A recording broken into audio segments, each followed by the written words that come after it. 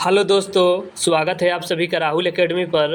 आज हम आपके देखने वाले हैं जो आपका एग्ज़ाम हुआ था 14/9/2023 को एसएससी एमटीएस हवलदार का। इसमें आपके 25 जीके जीएस के क्वेश्चन पूछे गए थे, तो सभी क्वेश्चन को हम इस वीडियो में अच्छे से देखने वाले हैं। देखिए, ये आपका जो एग्ज़ाम हुआ था ये आपका 4 बजे से लेकर 6 बजे तक हुआ था, यानी कि ये आपका थर्ड शिफ्ट का एग्ज़ाम था। तो 25 क्वेश्चन पूछे गए थे, तो सभी क्वेश्चन को हम इस वीडियो में अच्छे से देखेंगे।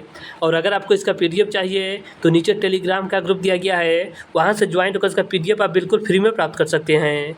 देखिए, अगर बात की जाए एसएससी एमटीएस हवलदार 2023 का, तो इसका एग्ज़ाम आपका 1 सितंबर से लेकर 14 सितंबर तक चला था। तो टोटल आपके जितने शिफ्टों में आपके जीके जीएस के क्वेश्चन पूछे गए थे, मैंने सभी जीके जीएस का क्वेश्चन करा दिया है। अगर आपने वो वीडियो नहीं देखा है तो आप चैनल पर विजिट करके उस वीडियो को देख सकते हैं। तो आज अगर हम इस शिफ्ट को करते हैं अच्छे से, तो देखिए 2023 का पूरा आपका कंप्लीट हो जाएगा जीके जीएस।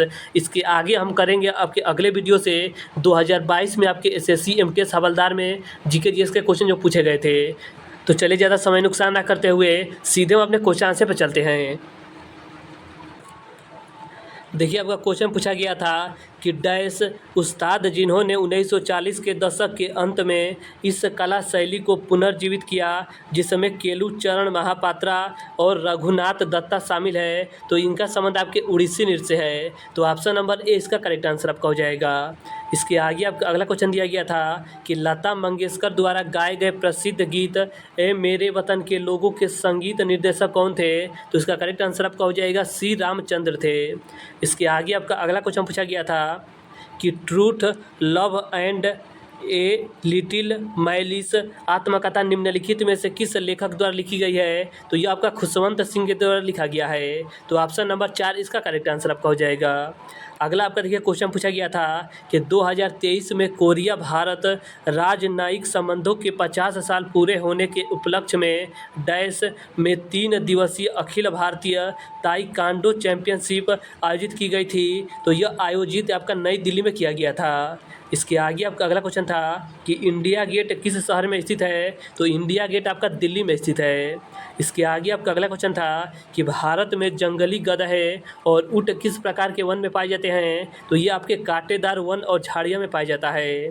इसके आगे आपका अगला क्वेश्चन दिया गया था कि हिंदू कैलेंडर के अनुसार होली डैश को मनाया जाता है, तो ये आपका फागुन पूर्णिमा को मनाया जाता है। इसके आगे आपका अगला क्वेश्चन था कि विटामिन B1 की कमी से कौन सा पोषण संबंधी विकार होता है, जिससे परिधि तंत्रिकाओं और क्षय की समस्याएं उत्पन्न होती है, तो इसका करेक्ट आंसर आपका हो जाएगा बेरी होता है। तो ऑप्शन नंबर 3 इसका करेक्ट आंसर आपका हो जाएगा। अगला आपका देखिए क्वेश्चन दिया गया था कि पर्सनल इनकम के संबंध में प्रयोज्य आय के बारे में निम्नलिखित में से कौन सा कथन सत्य है, तो देखिए इसका करेक्ट आंसर आपका हो जाएगा प्रयोज्य आय आपका हमेशा पर्सनल आय से कम होता है। तो ऑप्शन नंबर 3 इसका करेक्ट आंसर आपका हो जाएगा। अगला आपको क्वेश्चन दिया गया था कि निम्नलिखित में से कौन सा ऊष्मागतिकी की प्रक्रिया का सबसे अच्छा वर्णन करता है, तो इसका करेक्ट आंसर आपका हो जाएगा स्थानांतरित ऊष्मा ऊर्जा की मात्रा का मापन। इसके आगे आपका अगला क्वेश्चन दिया गया था कि मलयालम कवि वलथोल नारायण मेनन और नृत्यांगना और गुरु कल्याणी कुट्टी अम्मा के प्रयासों ने डैश नृत्य शैली को फिर से चलन में लाया और एक नया जीवन दान दिया, तो इसका करेक्ट आंसर आपका हो जाएगा मोहिनी अट्टम को दिया इन्होंने। तो मोहिनी अट्टम इसका करेक्ट आंसर आपका हो जाएगा। इसके आगे आपका अगला क्वेश्चन दिया गया था कि प्लेइंग इट माई वे आत्मकथा निम्नलिखित में से किस क्रिकेटर खिलाड़ी की है, तो यह आपका सचिन तेंदुलकर की आत्मकथा है। इसके आगे आपका अगला क्वेश्चन दिया गया था कि किस भारतीय धावक ने फाइनलैंड्स कप 2023 एथलेटिक्स मीट में पुरुषों की 100 और 200 मीटर दौड़ में एक स्वर्ण पदक जीता था, तो इसका करेक्ट आंसर आपका हो जाएगा अमलान बोरगोहन के द्वारा जीता गया था। तो ऑप्शन नंबर 3 इसका करेक्ट आंसर आपका हो जाएगा। इसके आगे आपका अगला क्वेश्चन दिया गया था कि भारत के संविधान का कौन सा अनुच्छेद सभी बच्चों को 6 वर्ष की आयु पूरी करने तक प्रारंभिक बाल्यावस्था देखभाल और शिक्षा का प्रावधान करता है, तो अनुच्छेद 45 करता है। तो ऑप्शन नंबर 3 इसका करेक्ट आंसर आपका हो जाएगा। अगला आपका क्वेश्चन था कि 1901 में poverty and un British rule in India पुस्तक किसने लिखी जिससे ब्रिटिश शासन के आर्थिक प्रभाव की अत्यधिक आलोचना की गई थी? तो ये आपके दादा भाई नौरोजी के द्वारा लिखा गया था। इसके आगे आपका अगला क्वेश्चन था कि ज्यूरिच लीग में स्वर्ण पदक जीतने वाले पहले भारतीय भाला फेंक खिलाड़ी कौन बने थे? तो आपके नीरज चोपड़ा बने थे। तो ऑप्शन नंबर 3 इसका करेक्ट आंसर आपका हो जाएगा। अगला क्वेश्चन दिया गया था कि निम्नलिखित में से किस भारतीय पार्श्व गायक को 2001 में भारत रत्न प्राप्त हुआ था? तो लता मंगेशकर को आपका 2001 ईस्वी में भारत रत्न दिया गया था।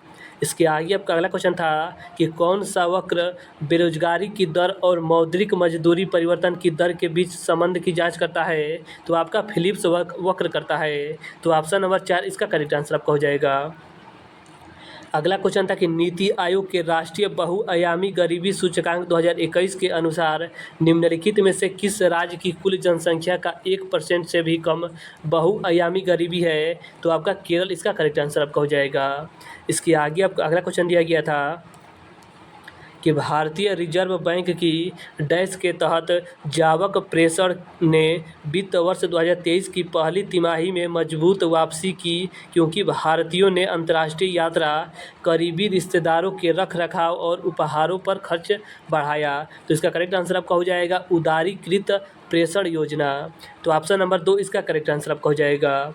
अगला क्वेश्चन दिया गया था कि गुरु निरंजन राउत और गुरु राम हरिदास को डैश नृत्य और संगीत के क्षेत्र में उनके योगदान के लिए गुरु केलू चरण महापात्रा पुरस्कार 2022 प्रदान किया गया था। तो इनका संबंध आपके ओडिसी नृत्य से है।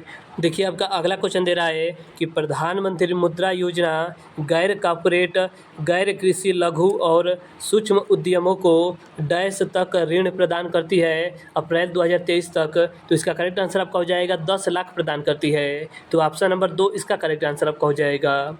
अगला आपको क्वेश्चन पूछा गया था कि भारत में सर्वाधिक वर्षा का मुख्य कारण क्या है? तो इसका करेक्ट आंसर आपका हो जाएगा दक्षिण पश्चिम मानसून है। तो ऑप्शन नंबर 3 इसका करेक्ट आंसर आपका हो जाएगा। अगला आपका क्वेश्चन दिया गया था कि निम्नलिखित में से कौन सा एक संवैधानिक निकाय नहीं है? तो आपका नीति आयोग नहीं है। इसके आगे आपका अगला क्वेश्चन दिया गया था 25 नंबर कि 1906 में अखिल भारतीय मुस्लिम लीग की स्थापना कहाँ हुई थी? तो आपका ढाका में हुआ था। तो इसका करेक्ट आंसर आपका हो जाएगा ऑप्शन नंबर 3। तो देखिए आज हमने आपके 14/9/2023 थर्ड शिफ्ट के एग्जाम में आपके 25 क्वेश्चन पूछे गए थे। तो सभी क्वेश्चन को हमने इस वीडियो में अच्छे से देखा। और अगर आपको इसका PDF चाहिए तो नीचे टेलीग्राम का ग्रुप दिया गया है, वहां से ज्वाइन होकर उसका PDF आप बिल्कुल फ्री में प्राप्त कर सकते हैं। तो चलिए आज के लिए इतना ही, धन्यवाद।